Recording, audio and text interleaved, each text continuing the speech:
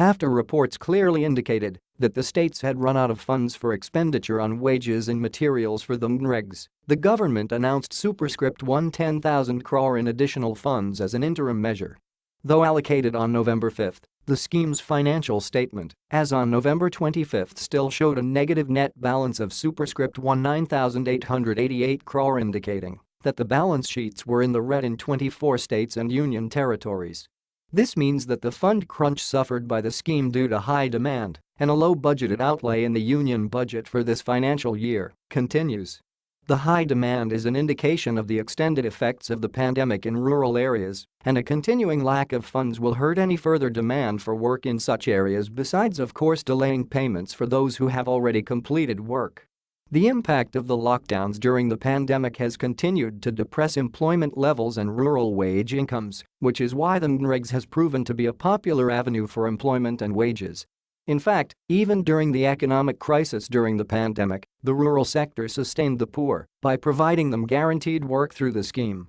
The delays in payments and the lack of funds have contributed to an estimated unmet demand to the tune of 20% in Bihar, Telangana, and Gujarat, according to activists tracking the implementation of the scheme.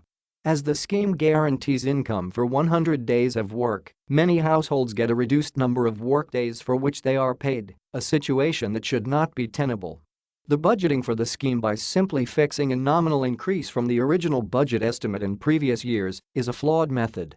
If anything, the outlay must be tied to revised actual estimate of expenditure for the scheme each year. In the case of 2021-22, the total allocations were superscript 173,000 crore, much lower than the superscript 11,500 crore as revised estimates in expenditure in 2020-21. Nearly a quarter of the allocation for the current financial year was also tied to meeting the liabilities from previous years. Clearly, the scheme suffers from a budgeting problem that has hampered its proper implementation despite its popularity, and this needs to be rectified.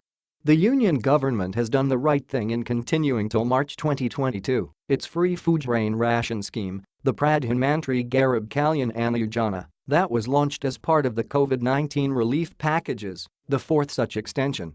This was an acknowledgement of the need for the scheme to support poor families in a recovering economy. Considering that the MGNREGS acts as a robust lifeline as well, it will be prudent for the government to make up the shortfalls in the allocations quickly.